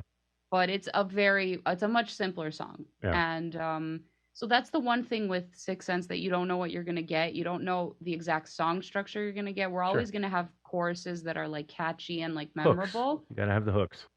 Yeah, we're always going to have hooks. You just don't know what kind of verse you're going to get. Is there going to be an intro with vocals? Is it going to be just instrumental? Is there going to be a bridge? Is there going to be a pre-chorus? Like, what style of vocals what will style come of up? vocals? Like, you don't know. And I think that's the beauty of what we do, that like we're both we don't just have one thing that we do vocally, so it's like There's multiple. a lot of versatility, so it's like the idea behind us working together is like, what would happen if you had a band that had two exceptional vocalists who are really good at what they do, right, and can do various styles to cover all these different bases. Yeah. It's like, it's very tough to find, and like not like one person can't really have it all. Like the only person I can think of that's like that is Mike Patton, Yeah. So it's like, it's tough. You can, but then it's like it's exhausting too. Like my one thing, like being in the Agonist, for example, where it's like I didn't rap in the Agonist, but I did all these other different vocal styles, and it was a band that didn't have a lot of instrumental sections, so it was just vocal after vocal after vocal.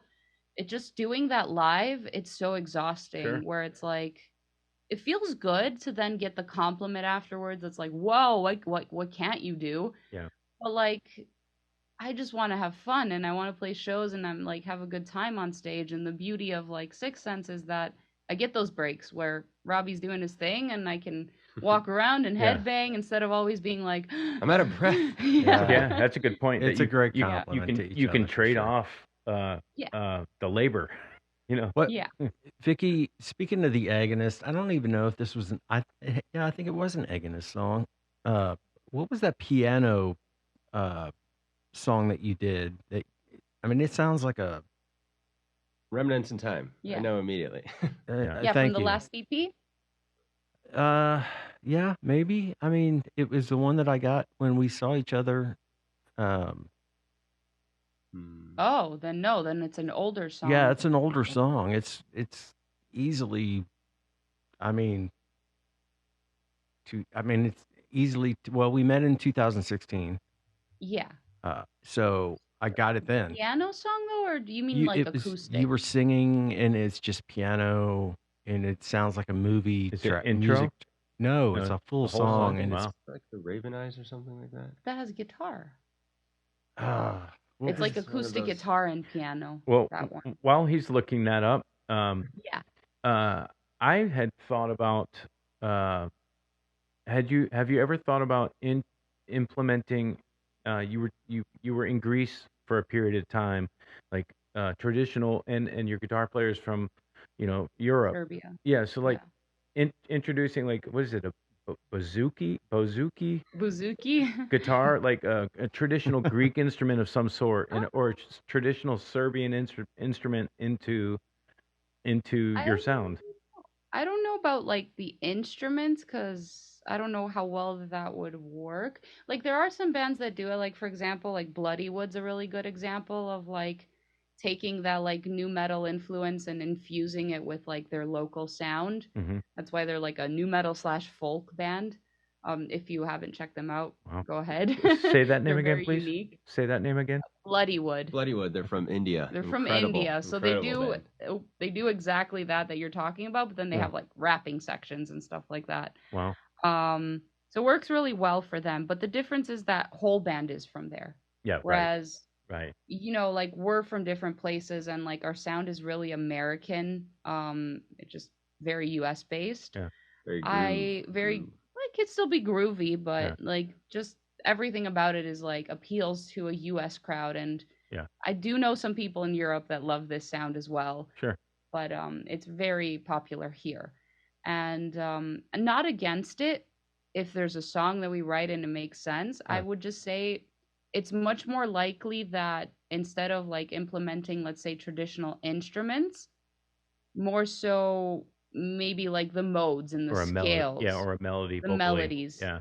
Yeah. Yeah, it Because could be that I interesting. feel like that seeps in naturally a little bit because it's an underlying influence. You don't Sure. even realize you're doing it. Yeah. So I think that's likely. Yeah, I heard you doing a melody on the "Feed 'Em to the Wolves" track during the chorus, and there was a nice melody line that you did. I was like, oh, okay, that's kind of felt like a left turn for me, and I was like, ooh, I like that. It's. I think I know what you're talking about, Yeah. like a little Arabic sort of. Yeah. Yeah. And I'm big on I do that. that a lot. And there are more songs where I do that, like sometimes in like the backing vocals. Sure. Yeah. So yeah, you can expect stuff like that. Yeah, For sure. That's brilliant stuff. Yep, I'm getting there. I just on that subject you guys are talking about real quick, and I'm trying to find it. You guys have heard "Talk Amongst Yourselves"? Oh, he's having a brain lapse. No, I'm not. I'm looking for something. Okay. There's another band that's from another country, and I turned you on to them. Yeah, you just said it earlier. Myrith. They're called Myrith. Have you seen them? Yeah, I've played with them. I've met them. Oh my God, in they're Europe. such a badass band. And production, the production, they do it right. I just love those guys. All right, so anyway, what I'm looking at is it's off of 5.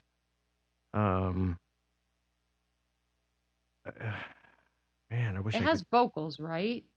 Yeah, I believe so, but it's just such a pretty long, just like I said, it sounds like a movie soundtrack, and it's just. I think you probably do mean. Do I have the wrong CD? No. No, if there's vocals on it, you probably do mean Raven Eyes, the Raven Eyes, but it has acoustic guitar and piano. Yeah, that's probably what it Is it long? And some orchestrations. Yeah. Okay. That sounds cinematic to me. Which one do you think it is? The Raven Eyes? The Raven Eyes. Okay.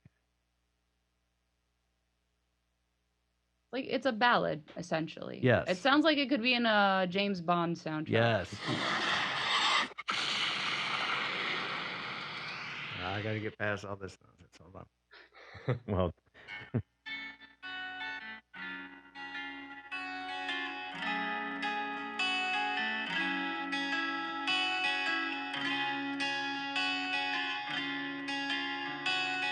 That it? Sure. It may So be this it. is I'll have to go back and don't even go there. No, I know what he's about to say. No, that's I'll go back over. Can I say it? Yeah. That's a Sicksense song? No. No. It's an He's Agnes trying song. to bring up an I got it. There's this one song that they did off the CD that I got when I went and saw her live, and they didn't do it live, but when I got the CD, I took it home and I listened to it while I was working in my garage, and I just fell in love with this song. That tune. I was like, I mean, I love every song on the CD, but I fell in this one particular song. I was like, my God, it moved me. It was just a great song. And he wants more of it. So we're gonna. I want you to write another. I want you to write a part 2 of that one for Sicksense. Yeah. So I think that's very possible too.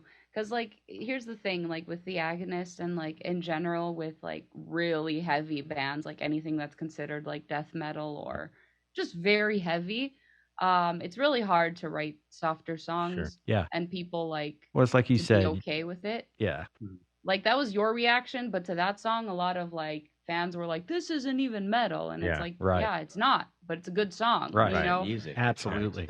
But yeah, I was gonna say no. With Sicksense, the beauty of being in a new metal band is you've already opened the floor to any kind of criticism. There's no rules. It doesn't There's matter. no rules. Exactly. We're doing the rapping. We got the chick singer. Dude, you got it all. You guys both. You seriously have it all going on. You're you're the newer, better version of your old band.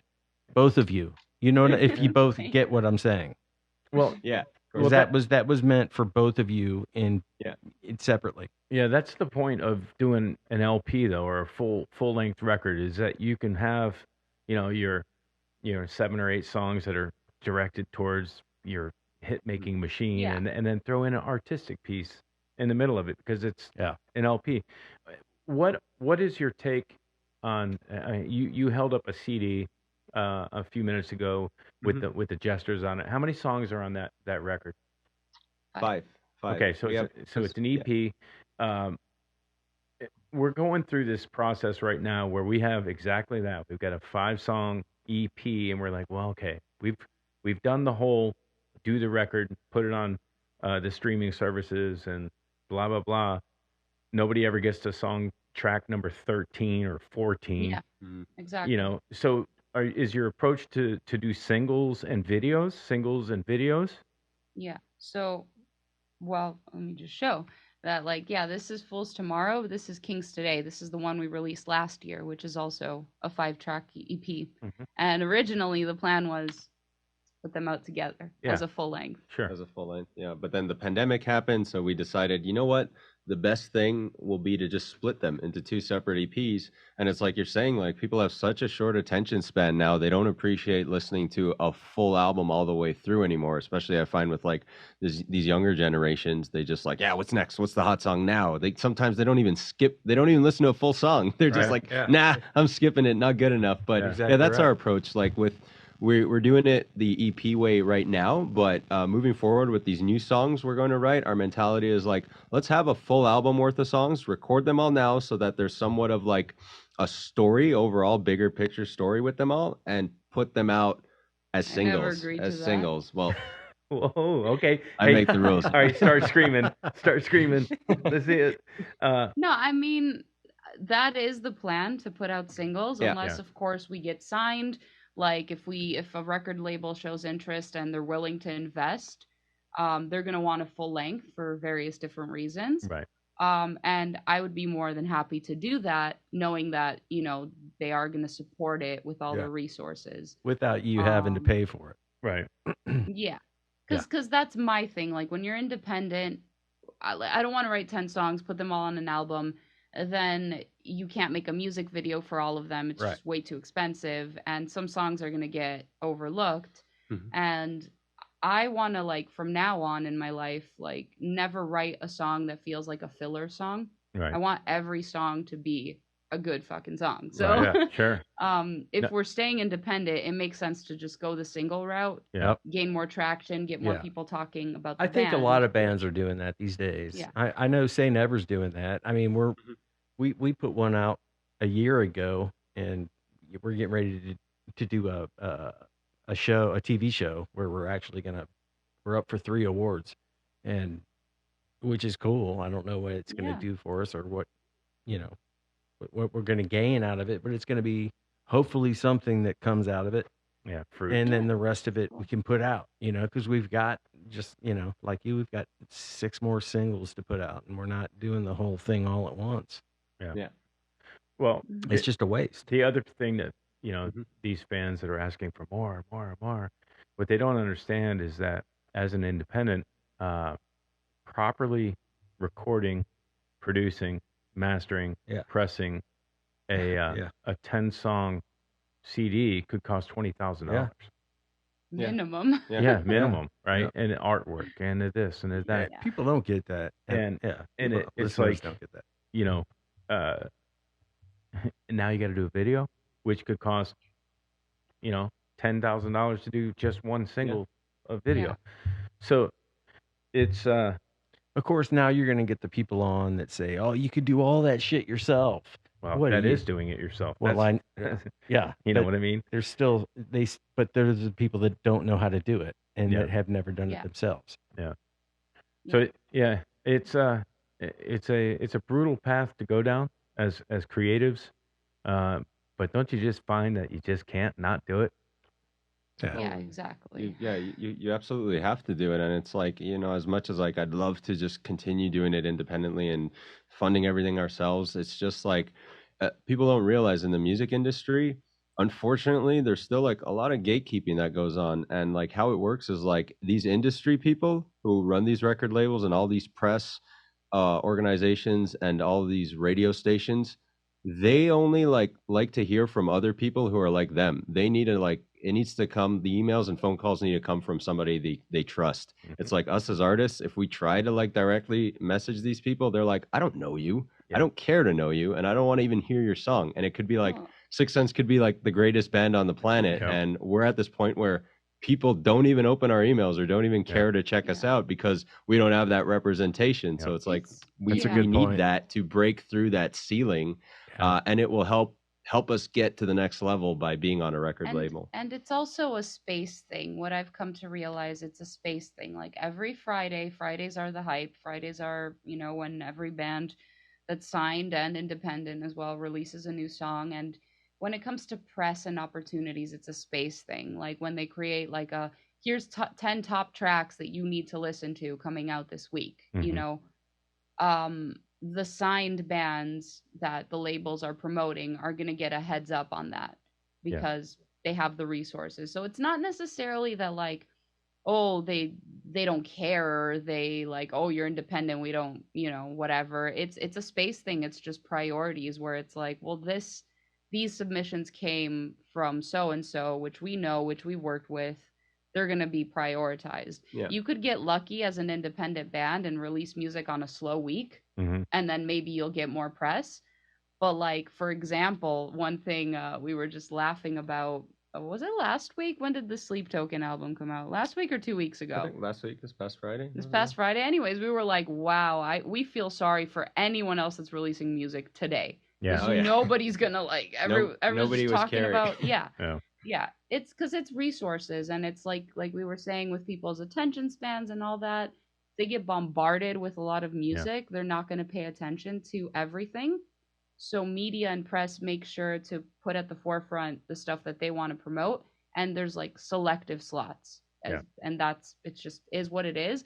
And the beauty of being on a label is that they know all this stuff in advance. Right. Yeah. When you submit an album to a label, at this point, I think it's like they want it 6 months in advance. Yeah, and then they're also friends behind the scenes too, all these record labels. So they're like, hey, don't clash with our artist. If you know our artist is releasing on this date, put your artist's music out the following week or next month. If it's like, if it could be a clash. Sometimes they do like to put stuff together, though, that's like similar, because... Do you want to mention any labels, or we talking big labels? We're not talking independent labels, right? We're talking we're talking like in the metal scene, they're all independent labels anyways. And like, it's probably the same with major labels. It's just we deal with, or most of our friends are on these like metal independent labels. So it's like, you know, Nuclear Blast, Metal Blade. They're all friends. Napalm Records. These people all know each other, Yeah. and they coordinate things. And all these record labels, they own all the metal press magazines too. Yeah. They're owned by specific labels, and they promote who they want to promote. So As it's just the way it is. As Pink Floyd once said, "Welcome to the machine." Well, I have a reason that I asked that. It's just because there's a lot of smaller labels around here that are coming out and signing these bands locally, but they're not necessarily. I don't want to say they're not doing anything for them, because I really honestly don't know what they're doing for them. Yeah. Right. But I know people I can tell you. I know people that aren't happy with them for certain reasons, because they feel like they're having to pay to say they're signed, Pay to play, and yeah. they're not really getting anything out of it. They're Well, not getting. There's one thing that they are getting, and what Rob was talking about earlier, about sending an email. You are now an unsolicited email. Yeah. If you actually have a label with any kind of actual credibility, they can then send that you're paying for that email. Essentially, Yeah. that's what you're paying for. You're paying for the connection of that email. I can't tell you how many unsolicited emails that I've sent out. So I mean, are they going to help? Are they going to help get the bands on a tour? Are they going to help them? They'll get you a gig So all opening this- for Striper. Yeah. Like I All did. this stuff is case by case, honestly. Like, it you is. can't just say like a record label in general. Like, there's so many employees on a record label. Really, who are you gonna get? And just as any job, like, you walk into a Walmart, some people know what they're doing, some people don't. And it's the same thing with record labels. Like, the team that you might get, you could be like under the same label as another band, and they have a different team, and they're more happy with that team that works for them, and you're not. Like, you really don't know who you're gonna get. Yeah. Gotcha. But I will say, like, yes, with the emails, it makes total sense. Like, I've met people that, like, I like to organize my emails, so does Robbie. But some people, they don't open emails unless they don't know who it's from. Yeah. And I've been, like, on business calls where they do, like, a screen share, and you see, like, 800 unread. emails. And I'm like, what in the world? And imagine you're a record label, you're an A&R, you get all these submissions from local bands, and chances are 99% of it's going to be garbage. Mm-hmm. You don't have the time to open all that and be like, so I get it. I get it. I wanted to say, we had a really cool thing happen to us today, and this is like the importance of proper music journalism, or like journalists and reaction channels that care. Big shout out to Tank the Tech. He just did an incredible reaction for our music video, Feed Them to the Wolves. And we're just seeing it right before doing this podcast with you gentlemen. He's been getting like thousands of views immediately, and he touted us as we are the best new metal band that you've never heard of. That's an incredible title, and he's a respected figure. For Tank the Tech to say that. He reviews and checks out all these bands. For him to say that, and he knows what he's talking about. He's the business guy. He is the tech. He's the roadie supreme. He knows exactly what he's talking about. So for Tank to say that, we're hoping, man, like, these labels and A&Rs pay attention and listen to him, because he literally said that. This isn't fluff. He said this in his reaction. So it's like, we're hoping that, hey, maybe that'll do it. And sometimes cool. that's what it takes. It's somebody like him to have your back and do a shout out for you. Puts you on. We got two guys sitting here that totally agree with him. 100%. I mean, that's that the obviously time and effort and heart, blood, sweat, tears went into that. I mean, that's just good shit straight up. It's we really care. Like I said earlier in this podcast, it's like we really care about everything, from like the visuals, the music itself. The music is the most important, and it's like we feel that like there's certain labels, they just sign whoever, and it's like I honestly feel like instead of giving these like little bands like $5,000, and that's all they'll give them in some cases, just take those 5 bands, the budget you'd give for them, just give it to one band like us. There's plenty of talented bands, not just Sicksense. There's plenty of amazing bands that could use the higher budget. That's kind of where I was going with what your thought was on these record labels, because I know of a couple, and I know that one specifically where the owner of the company is a very well-known person. Well, I don't know if he's very well-known, but he was in a very well-known band. Mm-hmm. Okay, so now my thought is, what should you pay $150 a month? Should a band pay $150 a month for a record deal? I mean, what are they getting for that? No, Is that, absolutely is not. that straight up stupidity, right? Yeah. No, you should never have to pay for any of the people you work with.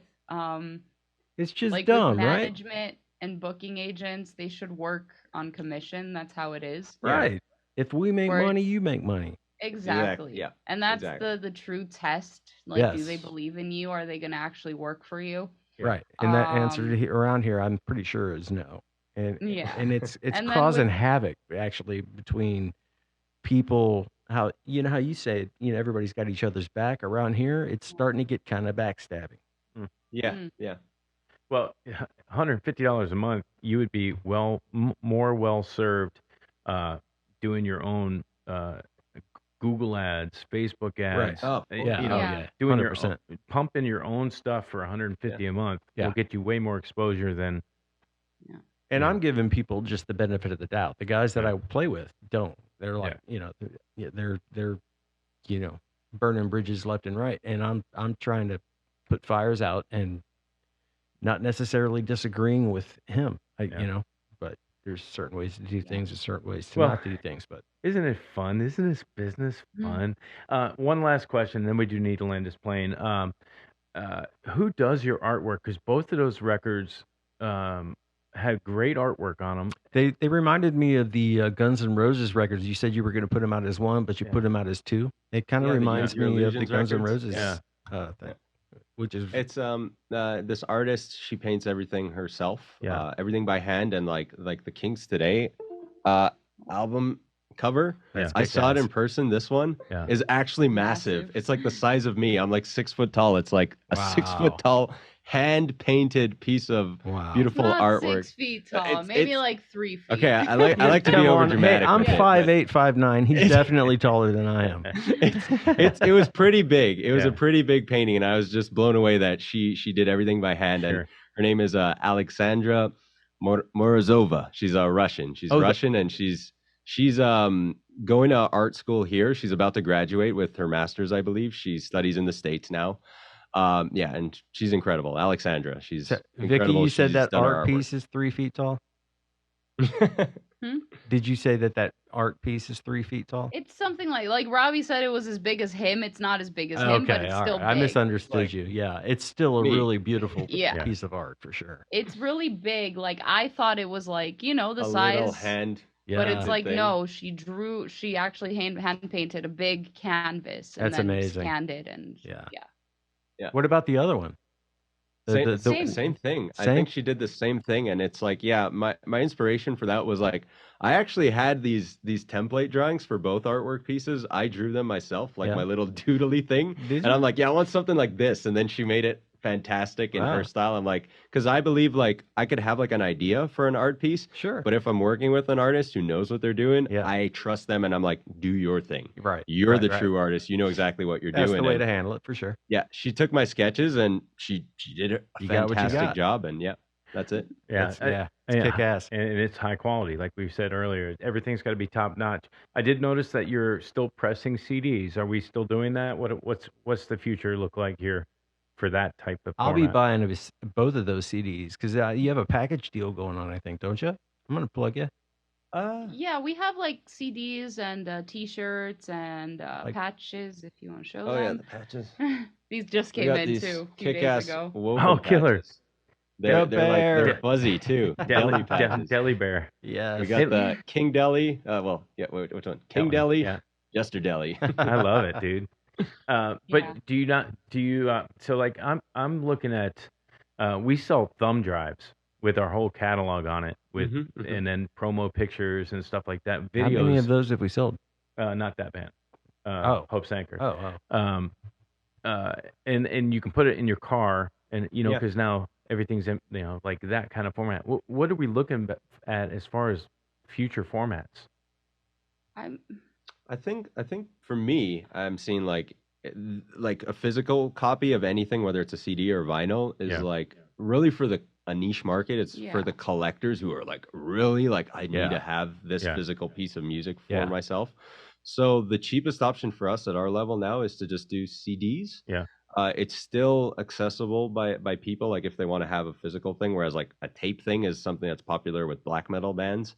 But I don't think we'd sell much in cassette tapes. So, and then vinyls are pretty pricey. So like Yeah. maybe we'll do a vinyl with both EPs on it, but Yeah. Yeah, and then in terms of like like a USB drive or something like that, like that's been something that bands have been doing for a while now. I just don't know if it would sell better than a CD because essentially it's still digital at the end of the day. Yeah. And there are places like you can buy it online on Bandcamp or iTunes or Yeah. Yeah. Yeah. we also have a Patreon for Sicksense. We didn't really talk about that. Yeah. It's kind of so Patreon, for people that don't know, it's like it's a subscription service, so you pay every month, and it's a great way to support us being independent.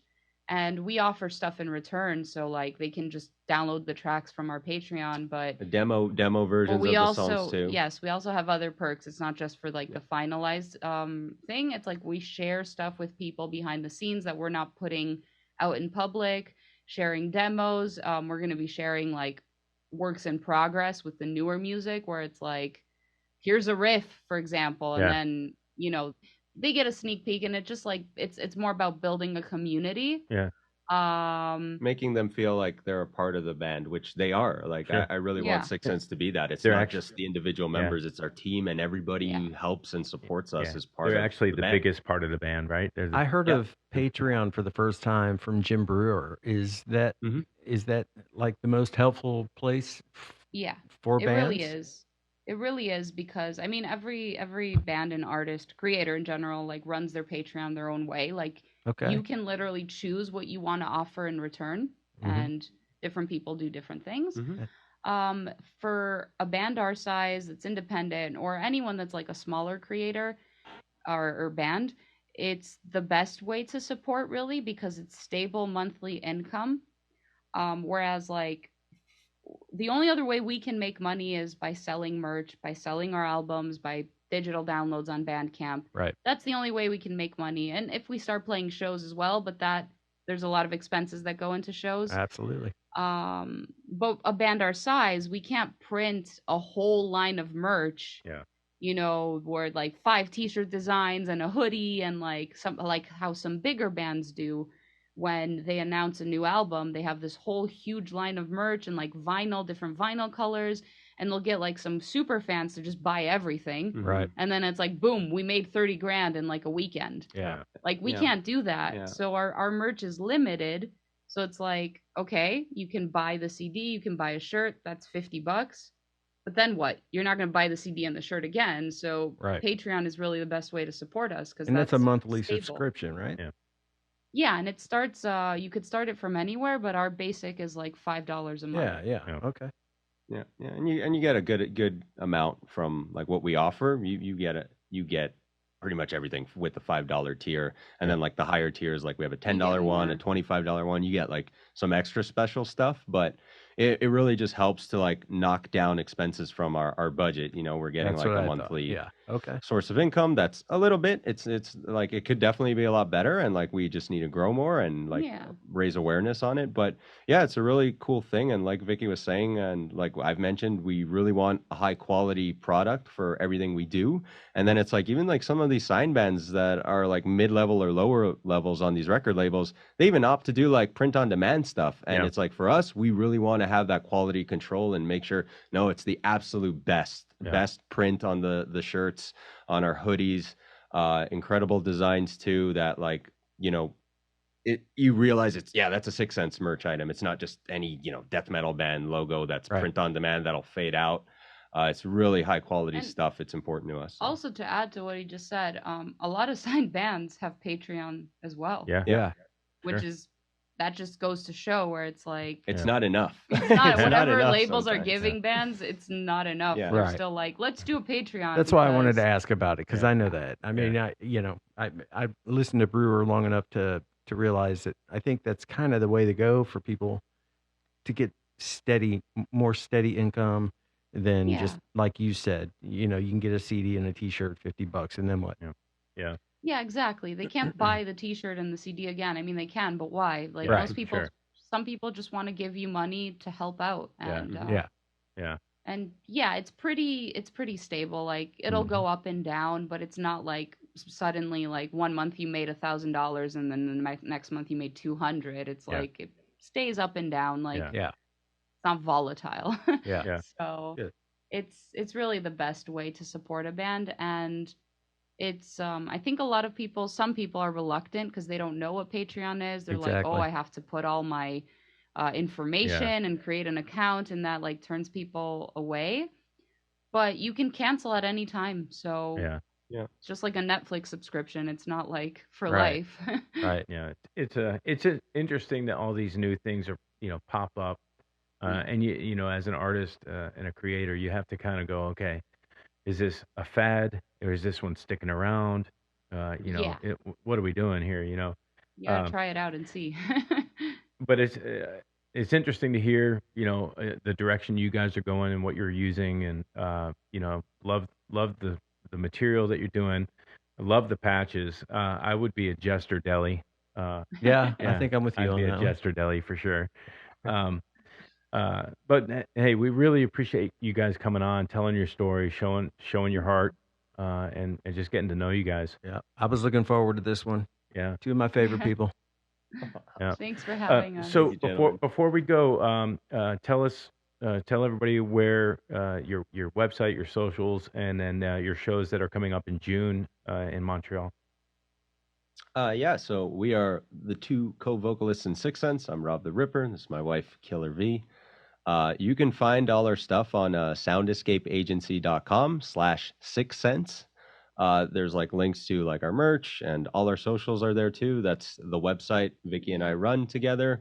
So pretty much that's the best link we can give you. It's soundescapeagency.com/Sicksense. Also, just say, like, if you go on Google, I think, and just type Sicksense, one word, I think all our pages are the ones that pop up first now. So Yeah. that's super cool. Yeah, that is. Like, That's so everyone, just like whatever social media you use. If you use Instagram, follow us on Instagram. Use Twitter, follow us on Twitter. Like, yeah, and we're you're everywhere. you're on Spotify as well. Yes. Okay, so- Spotify, Apple Music, YouTube, Yep. Bandcamp, we do it all. Okay. Yeah, so that's important. And Rick made this point to me earlier, and I was like, making your files and your folders. He's like, it's Sicksense, one word. I was like, no, it's not. No, it's not. Yeah. He's like, Yeah. yes, it is. I was like, oh Yeah. man, Yeah. you were right.